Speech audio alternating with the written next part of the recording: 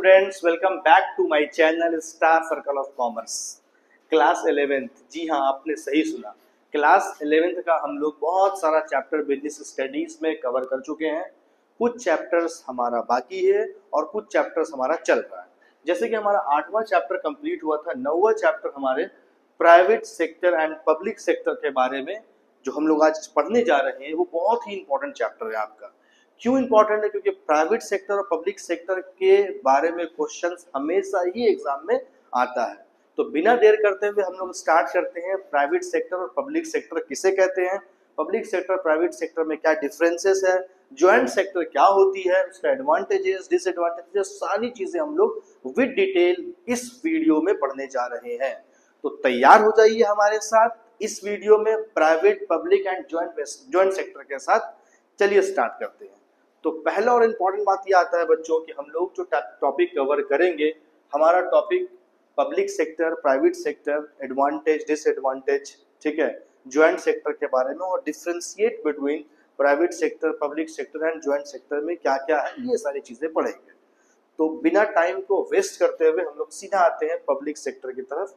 Public sector किसे कहते हैं? Public sector undertaking PSU is business organization owned, managed and controlled by government, either central or state or both.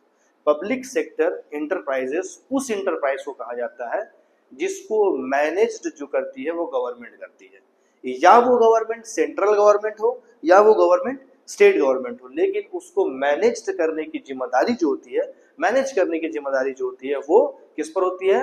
Public sector government के ऊपर होती है, जो कि वो सेंट्रल या स्टेट गवर्नमेंट हो सकता है। ठीक है, डेफिनेशन की बात करते हैं तो public sector enterprise is an enterprise where the majority 51% more of the capital is owned by government. तो ये पॉइंट आप बहुत अच्छे से ध्यान रखिए कि यहाँ पे बोला गया 51% या उससे ज्यादा जो कैपिटल होता है वो किसका होता है? गवर्नमेंट का होता है। And it operates to provide goods and service to public while promoting economic development, यानी कि सर्विस और गुड्स जो भी प्रोवाइड किया जाता है तो इकोनॉमिक डेवलपमेंट करने की कोशिश उसमें की जाती है। तो ये डेफिनेशन है आपका पब्लिक सेक्टर का। तो आप इसमें की पॉइंट क्या याद रखेंगे? गवर्नमेंट का जो शेयर्स होता है 51% और मोर देन 51%।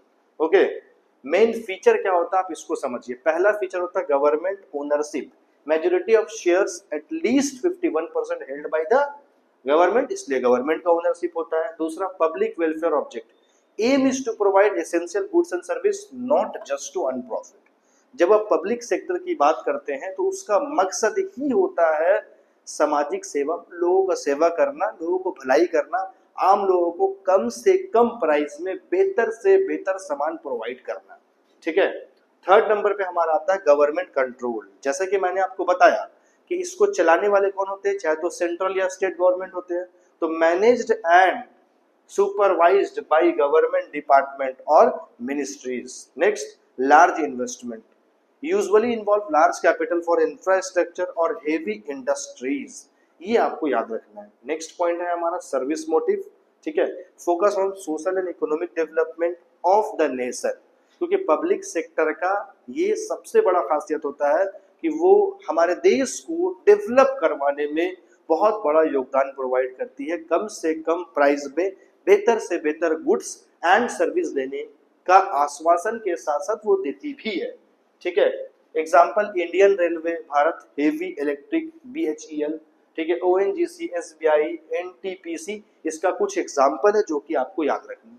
ठीक है, ऑब्जेक्टिव क्या होता है पब्लिक सेक्टर का? पहला तो टू प्रमोट इकोनॉमिक डेवलपमेंट, ठीक है, लोगों को इकोनॉमिकल डेवलप करवाना, टू रिड्यूस इनकम इनइक्वालिटीज, ठीक है, to provide employment opportunities. Public sector का जो सबसे मेन और जो सबसे इंपॉर्टेंट ऑब्जेक्ट होता है वो होता है एम्प्लॉयमेंट प्रोवाइड करना, रोजगार को बढ़ावा देना, जिससे कि हमारे देश के रहने वाले सभी के पास जो है अर्न करने की सलाहियत हो सके, सभी को रोजगार मिले।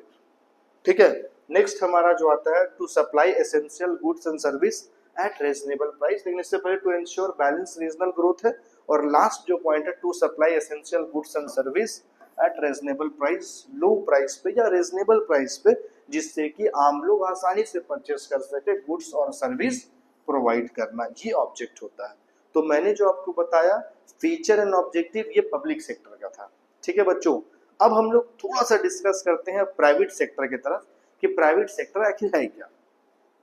आइए बात करते हैं। देखिए, private sector enterprise refer to business organization that is owned, managed and controlled by private individual or group, not by the government। यानी कि कोई भी प्राइवेट पर्सनालिटी, कोई भी इंडिविजुअल या फिर कोई भी लोगों का ग्रुप उसको मैनेज कर सकता है, मैनेज करता है, लेकिन गवर्नमेंट उसको मैनेज नहीं करता है। तो ऐसे ऑर्गेनाइजेशन को प्राइवेट ऑर्गेनाइजेशन कहा जाता है, प्राइवेट सेक्टर एंटरप्राइज कहा जाता है। इसका डेफिनेशन में आप private sector enterprise is an enterprise that is owned and operate by private person. कौन करता है? प्राइवेट पर्सन के जरिए उसको ऑपरेट किया जाता है, of a company with the main objective of earn profit. और इसका मेन मकसद भी होता है प्रॉफिट कमाना। जैसे कि हमने आपको बताया ना, पब्लिक सेक्टर का मेन मकसद प्रॉफिट कमाना नहीं होता है, इकोनॉमिक डेवलपमेंट करना होता है। प्राइवेट सेक्टर का मेन मकसद इकोनॉमिक डेवलपमेंट तो होता ही है, रोजगार तो मिलते ही, लेकिन मेन मोटिव क्या होता है? प्रॉफिट अर्न करना। ठीक है, इसकी मेन फीचर की बात करते हैं तो पहला पॉइंट पे हमारा है private ownership, owned by individual, group या private companies. Profit motive, the main aim of earn profit. Private sector का जो दूसरा फीचर है वो अर्न प्रॉफिट है। Public private control, manage and control by owner of their representative, यानी कि मालिक या उसका कोई रिप्रेजेंटेटिव होता है जो कि ऑर्गेनाइजेशन को यानी कि प्राइवेट सेक्टर को कंट्रोल करता है। लिमिटेड गवर्नमेंट इंटरफेरेंस, देखिए government control is only through rules and regulation, ना कि गवर्नमेंट ये बोल सकता है कि आप इस सामान को बना के इतना में बेच रहे क्यों है, उतना में क्यों बेच रहे। जितना सामान को बनाने में कॉस्ट लगता है किसी भी कंपनी का, किसी भी सेक्टर का, वो उससे ज्यादा में प्रॉफिट दे सकता है। तो गवर्नमेंट का इसमें कोई इंटरफेरेंस नहीं होता है, सिर्फ रूल्स एंड रेगुलेशन पे होता है। ठीक है, ऐसा कोई प्रोडक्ट आप नहीं बेच सकते हैं जिससे कि किसी आम लोगों को हार्मफुल हो, नुकसान पहुंचाए। ठीक है, efficiency usually more efficient due to competition and profit motive। Example है Reliance industry, Tata motors, Infosys, Wipro, HDFC, ये सारे जो है एग्जांपल हमारा है वो किस चीज का एग्जांपल है? आपका प्राइवेट का एग्जांपल है। ऑब्जेक्ट क्या होता है प्राइवेट का? पहला देखिए अर्न प्रॉफिट, सिंपल सी बात। दूसरा इंक्रीज मार्केट शेयर। ठीक है, तीसरा इंश्योर एफिशिएंसी एंड इनोवेशन, नई नई चीज लाना, कार्य क्षमता को बढ़ाना, ये सारा जो है इसका ऑब्जेक्ट होता है। To provide goods and service as per the customer demand, यानी कि प्राइवेट सेक्टर का जो सबसे इंपॉर्टेंट ऑब्जेक्ट होता है वो कस्टमर्स ओरिएंटेड कॉन्सेप्ट को फॉलो करता है। इसका मतलब आज के डेट में जो कस्टमर्स की जरूरत है उस जरूरत के अकॉर्डिंग सामान को मैन्युफैक्चरिंग करना और लोगों तक पहुंचाना। ऐसा नहीं कि हमने जो सामान बना दिया है कस्टमर को लेना पड़ेगा, नहीं, कस्टमर्स की क्या जरूरत है उसके अकॉर्डिंग सामान कस्टमर तक पहुंचाना। ठीक है, to generate employment and contribute to economic growth. जाहिर सी बात है, अगर कोई ऑर्गेनाइजेशन बनती है तो सिर्फ अपने फायदे के लिए नहीं बनती, हालांकि मोटिव तो फायदा होता ही है, फायदा कमाना होता ही है, प्रॉफिट कमाना होता ही, लेकिन उससे एक फायदा ये होता है आम लोगों को रोजगार मिलता है, इकोनॉमिक डेवलपमेंट होती है, ग्रोथ होता है, ये सारी चीजें हैं।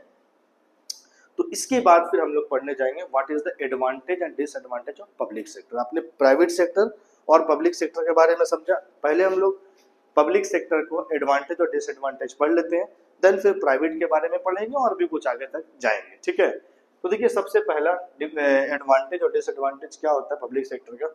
Social welfare.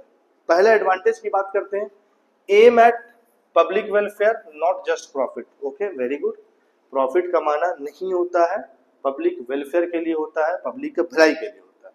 लेकिन अगर डिसएडवांटेज की बात करते हैं या दूसरा पॉइंट बात करते हैं, या हम लोग ऐसे भी कर सकते हैं, पहले पूरा एडवांटेज देख लीजिए फिर डिसएडवांटेज देखेंगे। ठीक है, दूसरा एडवांटेज क्या है? Provide large scale employment opportunities, यानी कि बहुत ज्यादा से ज्यादा एम्प्लॉयमेंट मिलना लोगों को। थर्ड नंबर पे help in developing basic industries like power, transport and communication, इन सब चीजों को बढ़ावा देना। ठीक है, थर्ड नंबर पे reduce income inequalities by providing goods and service low cost. ठीक है, कोई भी लोग आसानी से सामान को परचेस कर सकते हैं, लो इनकम, ज्यादा इनकम, सब लोगों ने। और stability, provide economic stability during crisis, यानी कि अगर कोई क्राइसिस अगर आ जाता है तो उस वक्त इकोनॉमिक स्टेबिलिटी प्रोवाइड करता है पब्लिक सेक्टर। तो ये इसका कुछ एडवांटेज है। अब मैं आपको कुछ डिसएडवांटेज की बात करता हूँ। Sometime ignores profit leading to financial losses, यानी कि प्रॉफिट तो कमाना मकसद नहीं है, ठीक है, लेकिन कभी कभी ऐसा होता है कि प्रॉफिट को इग्नोर करने के चक्कर में लॉसेस में चला जाता है, ठीक है। सेकेंड नंबर पे बात आता है ओवर स्टाफिंग में reduce efficiency and increase cost.